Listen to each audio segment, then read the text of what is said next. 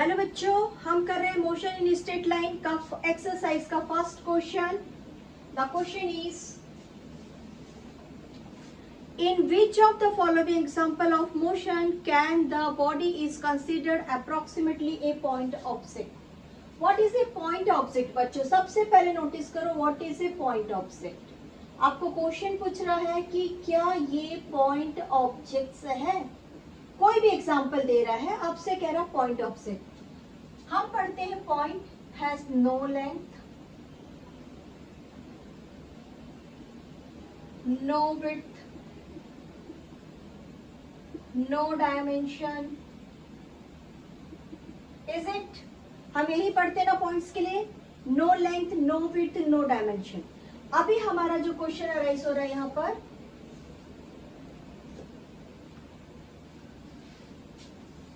हमारा जो क्वेश्चन है वो हमसे कह रहा है body can consider approximate point object. ठीक है, कोई भी एक बॉडी को दे रहा है, क्या वो पॉइंट ऑब्जेक्ट है? फर्स्ट ऑफ ऑल ये इतना बड़ा अर्थ है और ये पूरा स्पेस है। अगर हम यहाँ पर खड़े हैं ना और हमारा मान लो 50 से 70 किलो वजन है, तो हम इस पूरी स्पेस के अकॉर्डिंग टू हम खुद एक पॉइंट ऑब्जेक्ट है। क्यों? क्योंकि ये बहुत बड़ा वर्ल्ड है, ये बहुत बड़ा स्पेस है जहां पे हम कुछ है ही नहीं। तो हमने क्या लिया बच्चों? पूरा एक स्पेस लिया, स्पेस जगह, एक पूरा जगह लिया जहां हम खुद एक इतने बड़े, अच्छा स्पेस भी नहीं लेंगे ना, हम सिर्फ अर्थ ही कैलकुलेट कर लेंगे, तो हम अर्थ में पॉइंट ऑब्जेक्ट से भी छोटे छोटे छोटे छोटे छोटे वाले पॉइंट ऑब्जेक्ट है। ठीक है, तो आइए हम फर्स्ट इसका कर रहे हैं पॉइंट कि क्या ये पॉइंट ऑब्जेक्ट है। पहला क्वेश्चन है, क्वेश्चन को समझो। मैं एक एग्जांपल दे रहा हूं, एनसीईआरटी कह रहा है, मैं एक एग्जांपल दे रहा हूं, क्या ये पॉइंट ऑब्जेक्ट है। आइए, body can consider approximate point object A railway carriage moving without jerk between two station.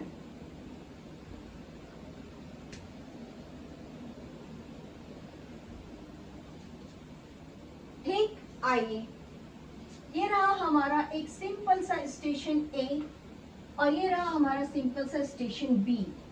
क्योंकि रेलवे स्टेशन है तो नेचुरली इसका डिस्टेंस मिनिमम 30 किलोमीटर होगा, मिनिमम 10 किलोमीटर होगा, या suppose to be local train चल रही है, लोकल ट्रेन अगर चल रही है तो वो 5 किलोमीटर 7 to 8 किलोमीटर होगा। ठीक है, डन। क्या बोल रहा है हमसे कि दो रेलवे स्टेशन जिसके बीच में एक railway station carriage moving without jerk between two station. ये जो दो रेलवे स्टेशन है और यहाँ पर ट्रेन में या किसी भी ऑब्जेक्ट में, किसी भी चीज में आपने जो छोटा सा एक बैग रखे हैं, इस डिस्टेंस के रिगार्डिंग बताइए, इस डिस्टेंस के रिगार्डिंग इसकी कहना चाहिए इसका अस्तित्व क्या है, व्हाट इज इट। डिस्टेंस के रिगार्डिंग, किसी डिस्टेंस के रिगार्डिंग इसका अस्तित्व क्या है। तो जब मैं इस लंबाई को लेती हूँ बच्चों, हम यहाँ पे क्या ले रहे हैं? लेंथ ले रहे हैं। अगर हम लेंथ ले रहे हैं तो हम किसके रिगार्डिंग पढ़ रहे हैं? हम डिस्टेंस के रिगार्डिंग पढ़ रहे हैं। ठीक है, डिस्प्लेसमेंट नहीं, डिस्टेंस। हम डिस्टेंस के रिगार्डिंग जब इस ऑब्जेक्ट को देख रहे हैं तो ये ऑब्जेक्ट जो है नेग्लिजिबल है। फिर से एक बार फर्स्ट पॉइंट पे आ जाइए। A railway carriage moving without jerk, और इस पे कोई जर्क नहीं हो रहा है। जर्क का मीन्स होता है हिलना डुलना, कोई जर्क नहीं हो रहा है, वो अपनी जगह पे है, जिस जगह पे भी है अपनी इनर्शिया पर है। ठीक है, वो जिस जगह पर है अपनी इनर्शिया पर है, विदाउट जर्क मूवमेंट्स कर रहा है between the two station. It means इस डिस्टेंस के रिगार्डिंग ये नेग्लिजिबल है, नहीं के बराबर है। अगर वो नेग्लिजिबल है तो हमारा नेग्लिजिबल का डेफिनेशन क्या है? No width, no length, no dimension and negligible is known as point object. आइए फर्स्ट का आंसर लिखते हैं। Because the distance between the two station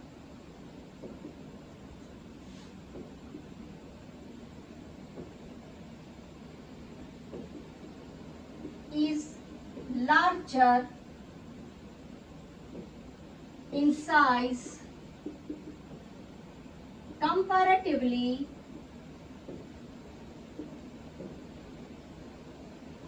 the railway carriage.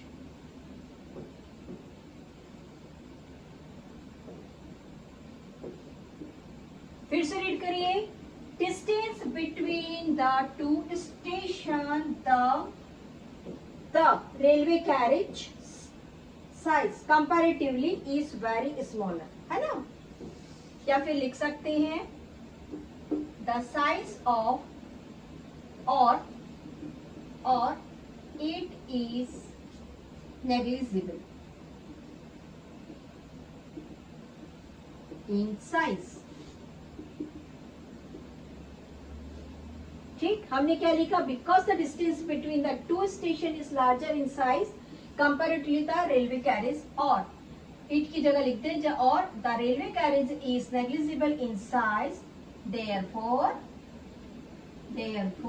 It is counted as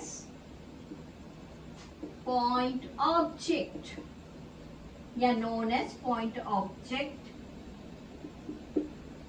comparatively the distance between this. ठीक है. आप answer को कैसे भी लिखिए, आपका आंसर आपके अकॉर्डिंग होना चाहिए और परफेक्ट होना चाहिए. आइए हम सेकंड पॉइंट करते हैं. A monkey sitting on top of man cycling smoothly on circular track. ये रहा साइकिल. बच्चों अब मैं साइकिल का कैसे बता दूं? चलो लाइक दिस, अब जो भी है ऐसे ही बता देते. ठीक है. ये हो गया साइकिल. यहाँ पर बैठा हुआ है भाई मंकी. ठीक है. अब ये चल रहा है इस सर्कुलर ट्रैक पे. अगर छोटा सा भी सर्कुलर ट्रैक लेंगे और अगर बड़ा सा भी सर्कुलर ट्रैक लेंगे तो मंकी का साइज और ट्रैक का साइज में डिफरेंस क्या होना चाहिए? बताइए. मंकी का साइज और ट्रैक के साइज में डिफरेंस क्या होना चाहिए? नेचुरली मंकी का साइज स्मॉल होगा. मंकी का साइज कैसा होगा बच्चों? स्मॉल होगा कंपैरेटिवली सर्कुलर ट्रैक, है ना. सीधी सी बात है. सर्कुलर ट्रैक के कंपैरिजन में मंकी का जो साइज होगा वो स्मॉल होगा. ऐसा तो नहीं है कि मंकी यहाँ पर है और ये ऐसा गोल घूम के बैठ गया, आपस में ऐसा जस्ट गोल घूमा और बैठ गया. नो. ट्रैक का साइज नेचुरली, मैंने क्या बोला, यहाँ पे डिस्टेंस बड़ा है तो नेचुरली ट्रैक का साइज बड़ा होगा. ट्रैक का साइज बड़ा होगा, इट मींस हम मंकी का साइज को क्या बोल सकते हैं? पॉइंट ऑब्जेक्ट बोल सकते हैं. तो आइए इसका आंसर लिखते हैं. The size of monkey is smaller than the track, than the circular track,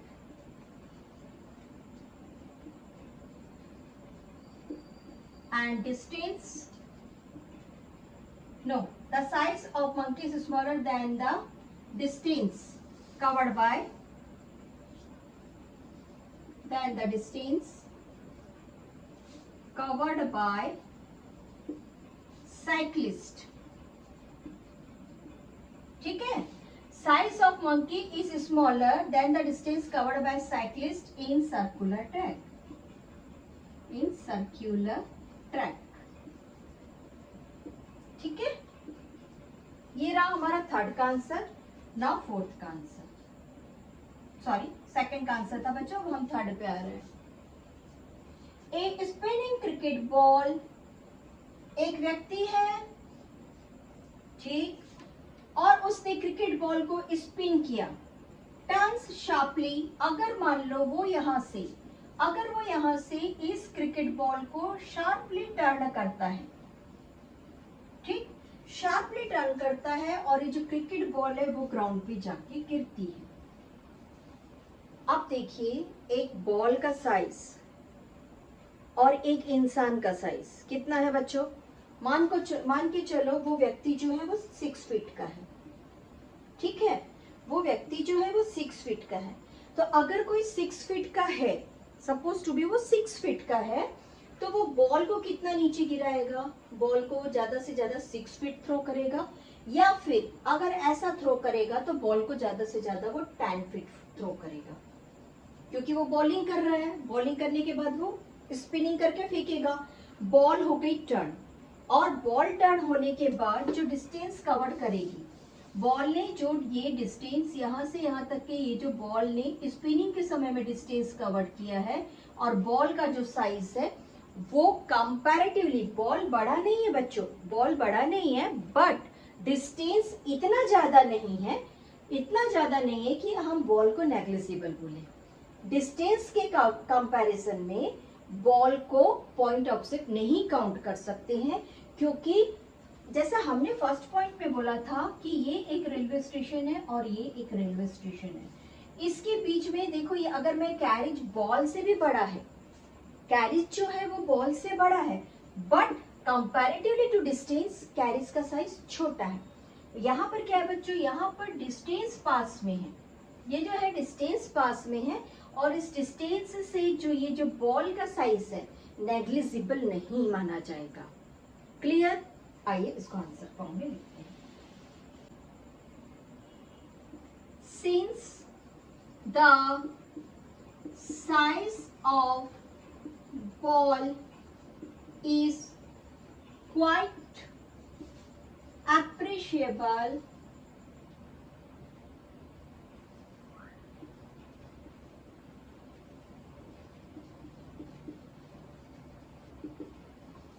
comparatively the distance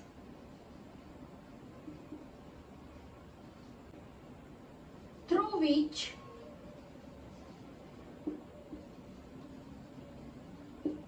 the ball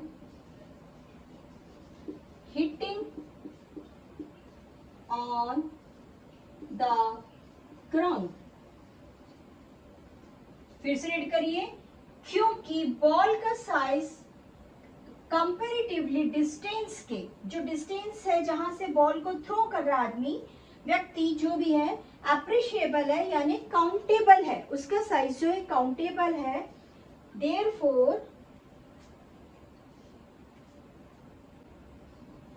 therefore cricket ball cannot be considered as point object। बच्चों सीधी सी बात है, पॉइंट ऑब्जेक्ट का डेफिनेशन याद रहे तो फिर कोई प्रॉब्लम ही नहीं आएगी हमको इस आंसर को अटेम्प्ट करने में। आइए हम इसका 4th पॉइंट लिखते हैं।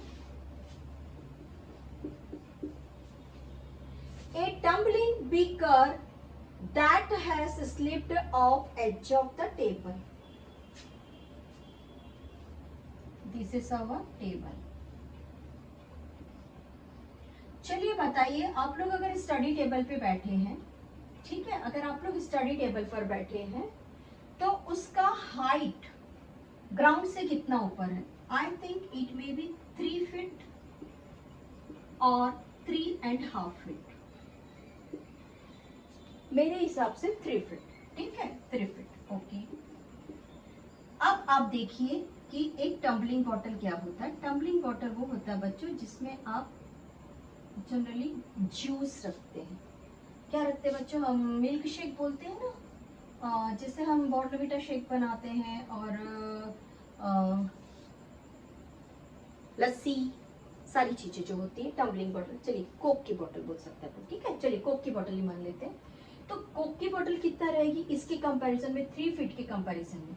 हम किसके रिगार्डिंग पढ़ रहे हैं? किसी भी ऑब्जेक्ट को हम अभी पढ़ रहे हैं डिस्टेंस के रिगार्डिंग। डिस्टेंस माने क्या हो गया बच्चों? डिस्टेंस माने हो गया लेंथ, ठीक है। अगर मैंने कहा कि टेबल मेरा 3 फीट का है तो मैं इसको इंचेस में चेंज करती हूँ।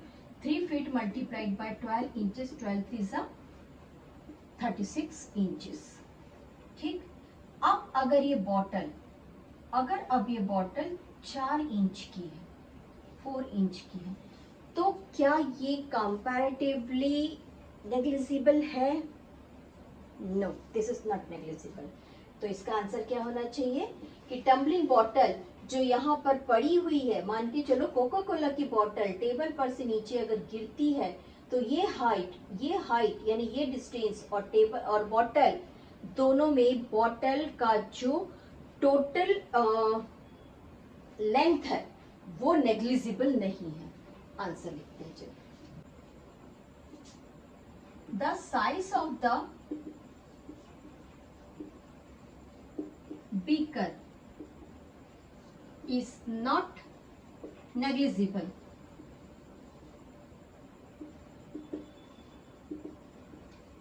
Compared to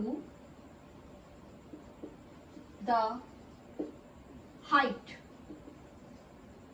हाइट के बाजू में ब्रैकेट में बच्चों लेंथ लिख दो, कॉमा डाल के साइज भी लिख दो, size of the table. Therefore, the beaker is not taken as point of set. I hope आज के चारों भी क्लू आपको अच्छे से समझ में आ गए। ठीक है, कहीं पे कुछ डॉट है आप मुझे कमेंट बॉक्स में बताइए। और अगर आप लोग को मेरा पढ़ाने का पैटर्न या तरीका अच्छा लग रहा है, एक्सप्लेनेशन मेथड अच्छा लग रहा है, तो डेफिनेटली सब्सक्राइब करिए। और अगर ये पसंद आता है आंसर तो लाइक भी करिए। Enjoy your physics, have a nice